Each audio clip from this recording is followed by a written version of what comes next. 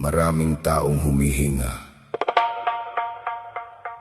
pero matagal nang patay ang konsensya. Sa mundong puro husga, kahit anong sipag mo, kapag mahina ka, lulunurin ka nila. Ngayon pakinggan nyo ang kwento ng taong mag-isang lumalaban.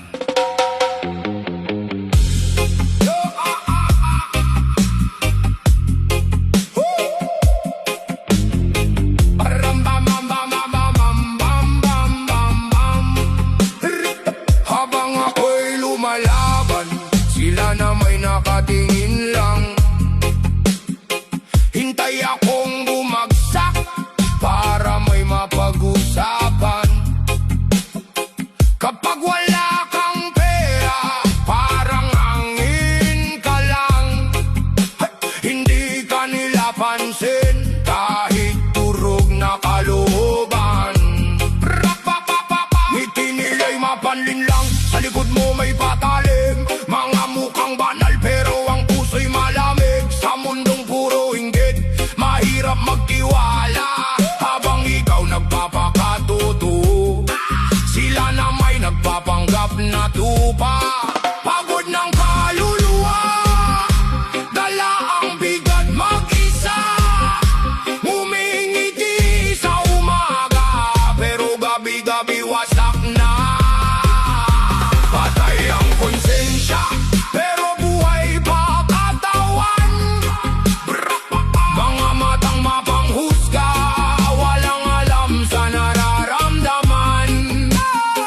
Hinihila pababa kapag pangat ka na. Walang bilib sa'yo hanggang makita nilang umaangat ka.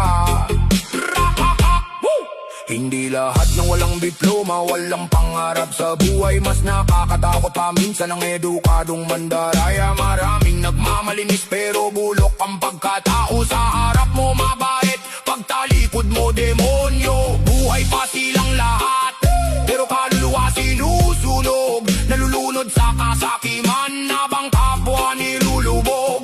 Ako na may tahimik lang, pero hindi ibig sabihin bulag. Nakikita ko lahat kahit hindi ako nagsasalita.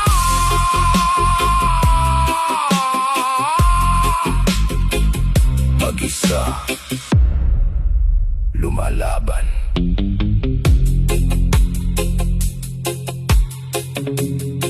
Hindi lahat ng tahimik mahina. Patay ang konsensya, pero lakas humusga. Mga pusong nalunod sa galit at kasakiman. Tahimik man ako, hindi ibig sabihin talunan. Sa mundong puro pekeng tao, pipiliin kong maging totoo hanggang huli.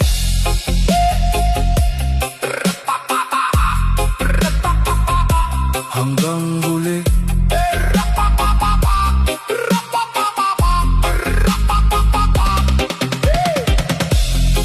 Sa mundong ito, kapag mabait ka,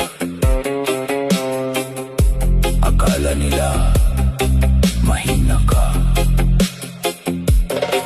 Pero tandaan nyo, ang taong tahimik, kapag napuno, pinaka delikado.